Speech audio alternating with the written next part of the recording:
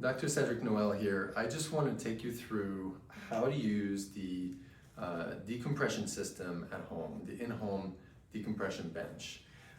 This is the Rezzimax Mini, and this is the part of the system that helps to desensitize pain. This is, we call it sometimes a pain tuner. The vibration in here is not just a random vibration. It's specifically designed to activate the parasympathetic nervous system.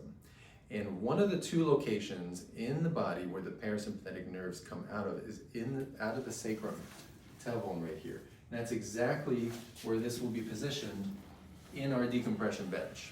The other location is out of the brainstem, and we can activate that in other ways. But when it comes to low back pain, spine pain, and decompressing your back, this is a perfect location for it. And that's why we designed the bench to have that insert right here. So when you put the belt on, I find that it's easier to put it on when you're standing. And in case you haven't noticed, I broke my foot, which is perfect for this video because one of the main reasons why we made this belt originally was just the inversion belt by itself, and the whole purpose of it was to use it with an inversion table and take all that stretch out of your ankles because it's so uncomfortable to be stretched by the ankles. It solves that problem. Now we made the decompression bench, which does not require any kind of attachment on your ankles. So if you break your foot, you can still decompress. Or if you have a knee problem or an ankle problem or anything going on with your lower extremities, it's okay. You don't need to actually attach them anywhere when you decompress your back. So first thing you want to do is you want to line up the belt so that the strap here is centered right here between your legs, okay? So if it's a little bit off, then you can just shift the belt over a little bit, okay? Now I kept my belt on, but it's actually better to take it off when you put this on, okay? So now once that you have this on, then you're ready to go onto the decompression bench. Keep in mind that you might have to adjust these straps so that your height is, or the length of these straps is set for you. So the first time might be a little bit more challenging, but once you have it set, you don't have to mess with them anymore. They'll be set for your height. So I've already got these set for myself, so it's kind of ready to go. But I would suggest making these here as tight as possible, okay? Now, once you have this on, you'll see that you have the ability to change the length of this bar. So if you find that this is too close to you, you can extend this out just by lifting this knob and pushing this in or out like that, okay? I've got mine set in the second hole from the end, and that works really well on 5'10", works good for me. Okay, so and then you prop your legs up like that,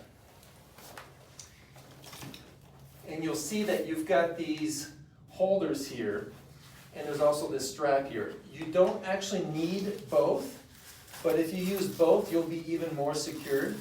And in clinic, we use both of these. So it ensures that your upper body is well anchored as you decompress, okay? But if you didn't like to have either one of them, you could easily remove it like this and use just one or the other or both. Now I feel the vibration on my tailbone, on my sacrum. That's exactly where you want it, okay? You might feel like you want it in a different spot, and it's okay to move it around if you choose to, but it's ideal to have it right on your tailbone. I find that that's where it's most effective. All right, now we're ready for decompression. And I'm just gonna crank the lever up. Now on my table here, there's a piece to the arm that is missing. So the one that comes brand new at your house has an additional lever on there that's easy to reach. I just want to make that point. But as you crank this up, you don't want to bring that lever all the way down because that's the release. And of course you'll want to release at some point. But when you're in the decompress mode, just make sure not to bring it all the way down. Okay? And so you can either crank up 1 click at a time or 2 clicks if you press it all the way up. And you just want to feel just a light stretch, just a light decompression. And this is just a really great thing to do at home. I love doing this at night, right before bed, because you lose 25% of your disc height during the day, 25% of the disc hydration. And it's at night that you get that rehydration. If you decompress your spine, that actually facilitate that process. And you want to do intervals. So I'm decompressing now, and I'm going to do that for about 40 to 60 seconds, and then I'm going to release the tension. Okay? And I'm going to release it for about 20, 30 seconds, and then I'm going to keep cycling like that. I would recommend doing at least 5 cycles before bed. And again, look for a gentle stretch. You're not looking for the hardest stretch you can get. If you go too hard, too early, or too quickly, or for too long, you're gonna feel sore. And you might even feel like afterwards, like it's a little bit painful. And so try to avoid that by keeping it light. Now, one other point I didn't make earlier is these holders right here.